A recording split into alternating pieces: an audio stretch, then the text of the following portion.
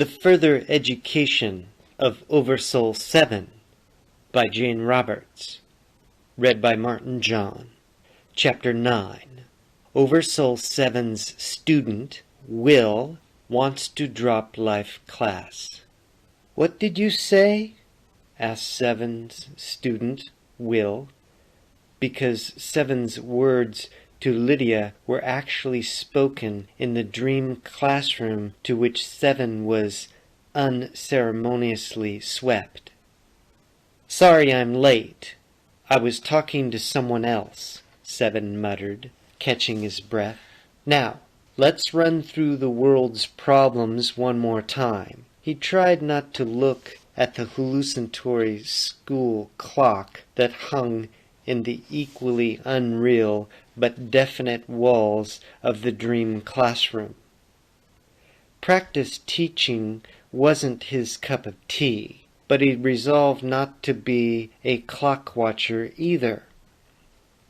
When he thought of the words "cup of tea," pleased with the use of earth vernacular, a cup of tea did instantly appear on a china saucer next to the copy of the textbook, The Physical Universe as Idea Construction. "That cup of tea shouldn't be there," shouted Will at once. "It isn't a primary construction." He was a husky young man, smiling, or so it seemed to 7, with unnecessary satisfaction. "I was testing you," 7 said quickly. "You're quite right. The tea was the result of a stray thought that I deliberately allowed prominence, just to show you how inappropriate earth conditions can seem to appear for no reason." "Bullshit!" exclaimed the young man. "If you'll forgive me, you just made a mistake, and now you're trying to cover it up." "There are no mistakes," 7 said, more sternly than necessary. "If you remembered that, you wouldn't still be in this class, and you wouldn't need me as a private tutor. I wish you'd remember that." 7. The voice heard only by 7 belonged to Cyprus, who was monitoring 7's performance with Will. She was invisible, while 7 had adopted the image of a young man just out of graduate school.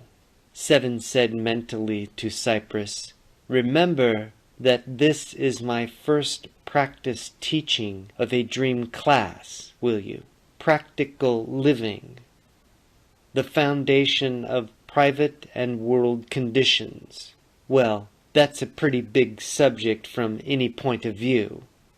Cyprus didn't answer. "Again, there are no mistakes," 7 said to Will, absent-mindedly. He took a sip of tea and grinned, despite himself. "Actually, the tea is delicious," he said. "So this is an example of how a seemingly trivial mistake can result in a positive experience if you don't police your thoughts too rigidly." Cyprus groaned, symbolically speaking. "That's called self-justification, whether or not what you said was true," she exclaimed. Will didn't hear her, of course. He was standing up, leaning rather indolently against his desk. He smiled in a superior fashion, or so it seemed to 7, and said, "Now you're justifying yourself again. I think I could teach this class myself if I didn't dislike the subject matter so much." Silence. "What an impeccable young man," Cyprus said, but she smiled compassionately at 7. 7 sighed. "Will," he said, "you've taken the course 3 times before, I hear. You can't even pass it, much less teach it, so sit down." Will shrugged angrily and sat down. 7 felt sorry for him then, so he sent over the rest of the tea. The cup sailed smoothly through the air, landing by Will's right hand. 7 projected a slice of lemon on the china saucer as an accompaniment and said, "Don't feel too badly. The construction of physical reality is an advanced course by many standards. If I don't pass this time, I'm going to bow out," Will grumbled. "I told you that before. You need permission to drop a course once you've signed up, and I hate paperwork, so forget it," 7 replied quickly. "Then give me a passing grade and get rid of me," Will yelled. As he reacted to Will's anger, OverSoul 7 automatically changed his image. What Will needed was a father figure, 7 thought, and in a flash he turned into one, an old man wearing a mantle, sandals, and brown robe. "Ultimately, your teacher doesn't grade you. You grade yourself," 7, as the old man said. "Come now, you're very creative and filled with energy. Don't be so impatient with yourself." Will calmed down some, but he stood up frowning. "This kind of thing always happens in these classes," he said. "The teacher keeps changing into you or vice versa. I like you better, though. I'll say that. He's too near my age to know much more than I do." "So that's it," 7 said. "Well, at least you're old enough to have learned something," Will replied. Then suspiciously, "Am I awake or dreaming? I'm never sure of that, either, when I'm here." "Both," 7 answered. "You should know that by now." "I know. I don't know anything," Will blurted. "And besides, I think that physical reality is a lousy course." "Then why did you take it to begin with?" 7 asked. He almost turned back into the young graduate teacher, but caught himself just in time. "To prove I could do it, that's why," Will yelled. In consternation, 7 forgot himself and called out to Cyprus, "Did you hear that?" Then to Will he said, as calmly as he could, "That's your trouble right there. You don't have to prove yourself to anyone, including yourself." Before Will could answer, Cyprus materialized, and for once Will just stood there silently, staring, for with Cyprus's image an indefinable sense of power and assurance came to him. Suddenly he knew that he was somehow secure, despite all of his difficulties, yet he couldn't tell for the life of him who stood before him. For one thing, Cyprus reminded him of his mother and sister, not as they were, necessarily, for they often annoyed him, but as he wished they might be. At the same time, Cyprus seemed to be someone else, the woman, not girl, that he often dreamed of meeting and falling in love with. All these images were merged in the woman he saw before him, so that it was impossible to separate them. And, for reasons he didn't understand, Will felt more and more assured. "You're the feminine principle, or the female muse, or," he snapped his dream fingers, "Mother Goddess." "I do have considerable education on Earth," he said, when she didn't answer. I'm not as stupid as I sometimes seem. Amazing, thought Seven as he watched now, for now Will looked nonchalant and even half insolent. He strolled over to Cyprus. You are damnably attractive, whoever you are, he said, and the closer to her he came, the more powerful and assured he felt. Yet suddenly he stopped and felt that he could go no further. At the same time, an image opened in his mind so that he saw himself, foolishly strutting, pretty somehow, approaching what? The image of the woman blurred, but grew larger at the same time, and he could feel some peak of intensity moving within it. You are the female principal, he cried, unable to stop himself, even while some part of him knew instantly that he was wrong. But even as he yelled it out, he approached too closely. He was suddenly in the midst of an incredible calm that gripped him. That is, he could feel the calm edges holding his mind, or trying to.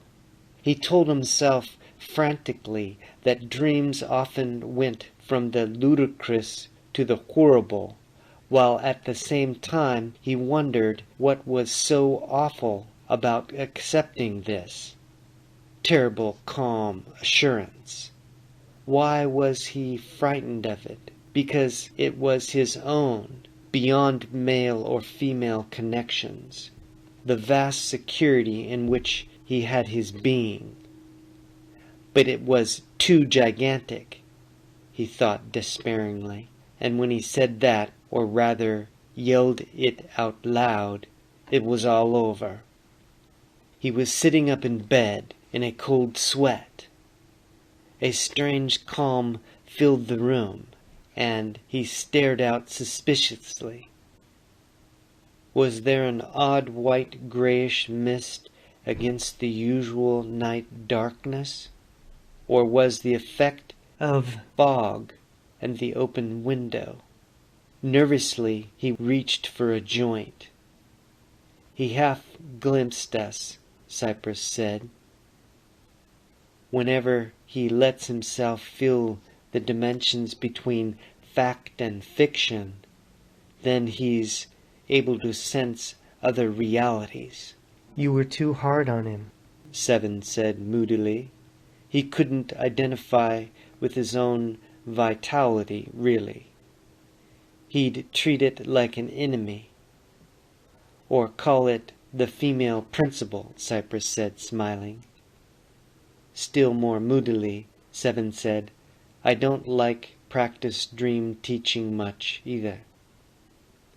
Is there anyone here? Will asked. He was half awake, staring into the darkness and speaking mentally.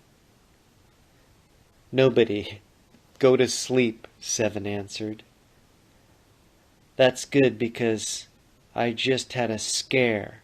A nightmare, Will said, thinking that he was holding a mental dialogue with himself. He stood up, naked, and walked to the window. He's beautiful, Seven said to Cyprus. Look at that healthy body, that pose.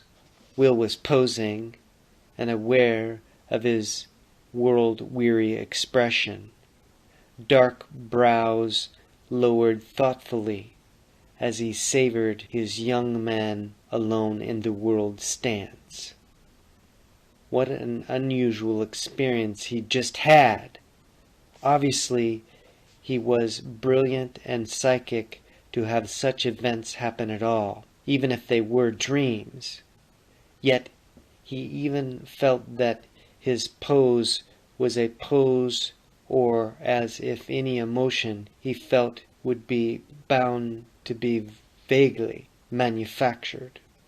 Or perhaps he was actually far more assured and confident than even he knew. Anyhow, he thought, he did feel better than he had before he went to bed. He decided to grin philosophically, and he did. "Will he remember anything important?" Seven asked.